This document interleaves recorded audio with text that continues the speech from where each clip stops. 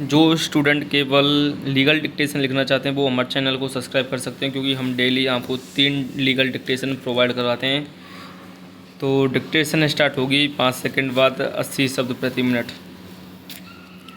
Start. आयोजित किया गया अभियोजन पक्ष के गवाहों की मौखिक गवाही की सराहना पर निचली अदालतों का स्पष्ट निर्णय यह है कि किसी भी गवाह ने मृतक को आरोपी के साथ जीवित एक और साथ देखने की बात नहीं की थी। इस प्रकार यह मानने का कोई कारण नहीं हो सकता है कि अंतिम बार देखे गए साक्ष्य तत्काल मामले में अपीलकर्ताओं के खिलाफ परिस्थितिजन्य साक्ष्य की श्रृंखला में एक कड़ी के रूप में उपलब्ध है।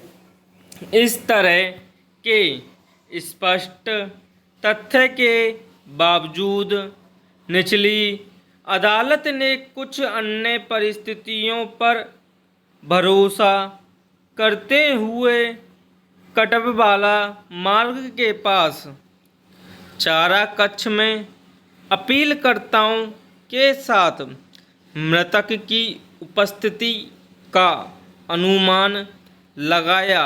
निचली अदालत के साथ साथ उच्च न्यायालय ने भी पूरी तरह से विकृत तरीके से साक्ष्य की सराहना की। प्रत्येक मामले में अंतिम निर्णय को देखते हुए 201, 300 और 303 R/W S/34 IPC वे व्यक्तिगत रूप से या सामूहिक रूप से भी अपीलकर्ताओं को अपराध से जोड़ने के लिए पर्याप्त नहीं हैं। उच्च न्यायालय के विवादित फैसले ने निचली अदालत के फैसले को दरकिनार कर दिया। अपीलकर्ताओं को संदेह का लाभ देते हुए बरी कर दिया। ब्राह्मपेरा। साक्ष्य परिवेशीय साक्ष्य अंतिम बार देखा गया सिद्धांत घटना से ठीक पहले अभियुक्त के साथ मृतक की उपस्थिति के बारे में अनुमान अभियोजन साक्ष्य के गवाहों के सकारात्मक नेत्र साक्ष्य के अभाव में की। उन्होंने मृतक को अभियुक्त की संगति में एक साथ और घटना के निकट समय में जीवित देखा था। अनिवार्यता। ब्राह्मपेरा। आयोजित किया गया परिस्थितिजन्य साक्ष्य की श्रृंखला में एक कड़ी के रूप में अंतिम बार देखे जाने पर यह स्थापित करने के लिए कम से कम एक गवाह की मौखिक गवाही के अस्तित्व का सुझाव मिलेगा कि मृतक को आखिरी बार आरोपी के साथ देखा गया था। किसी अन्य सकारात्मक साक्ष्य के अभाव में अंतिम बार देखा गया के सिद्धांत का अनुप्रयोग यह निष्कर्ष निकालने के लिए कि आरोपी और मृतक को आखिरी बार एक साथ देखा गया था खतरनाक होगा।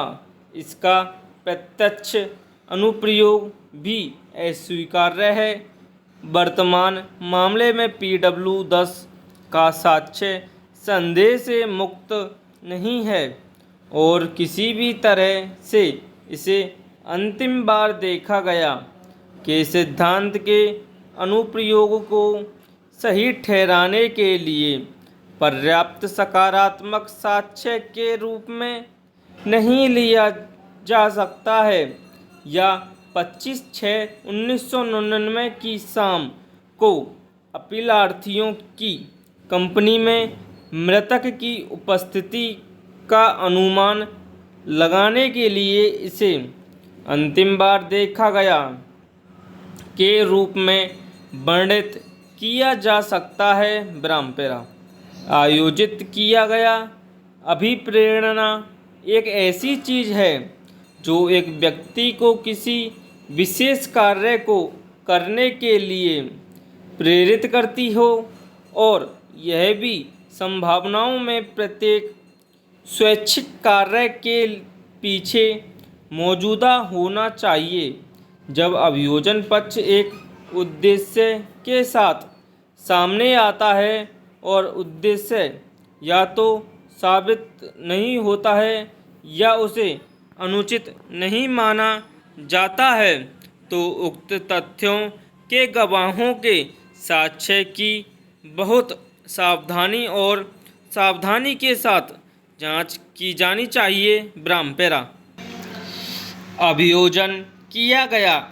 प्रारंभ में PW9 मृतक के भाई ने एक ऐसी घटना का सुझाव दिया जो 29/5/1999 पर हुई थी, जब उसके पिता और मृतक भाई पर हमला किया था, लेकिन मृतक भागने में सफल रहा था। लेकिन अपीलकर्ताओं को उस घटना के संबंध में हमलावरों के रूप में नामित नहीं किया गया था। यह समझ में नहीं आ रहा है कि यह एक उद्देश्य कैसे हो सकता है।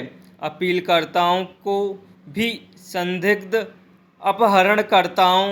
अपहरणकर्ताओं में शामिल नहीं किया गया है। इसके बाद अभियोजन पक्ष द्वारा अपीलकर्ताओं के खिलाफ पेश किया गया उद्देश्य यह था कि उन्होंने अपनी बहन पी को कटपवाला मार्ग के पास चारा कक्ष में 25/6/1999 की शाम को मृतक के साथ आपत्तिजनक स्थिति में पाया। हालांकि किसी भी गवाह के पास 863 नहीं है। ब्रह्मपेरा यहाँ तक कि अपीलकर्ताओं की बहन और मृतक को संबंधित समय पर कटपवाला मार्ग के पास चारा कक्ष के अंदर या उपरोक्त स्थानों के निकट किसी भी समय देखने की बात की गई। इसके अलावा अभियोजन पक्ष की ओर से यह स्थापित करने के लिए कोई सबूत नहीं दिया गया कि पी वास्तव में अपीलकर्ताओं की बहन थी या उनमें से कम एक थी। इस प्रकार वे भाई बहन नहीं हैं। और फिर सवाल यह है कि उनके बीच खून की निकटता क्या है। इस संबंध में अभियोजन पक्ष द्वारा कोई सबूत नहीं दिया गया था और उस पहलू पर भी अभियोजन पक्ष केवल PW7 के समक्ष अपीलकर्ताओं द्वारा किए गए अतिरिक्त न्यायिक स्वीकारोक्ति पर निर्भर करता है, जो विश्वास को प्रेरित नहीं करता है। अभियोजन पक्ष ने अपना सर्वश्रेष्ठ प्रदर्शन किया था। ब्रह्म समाप्त।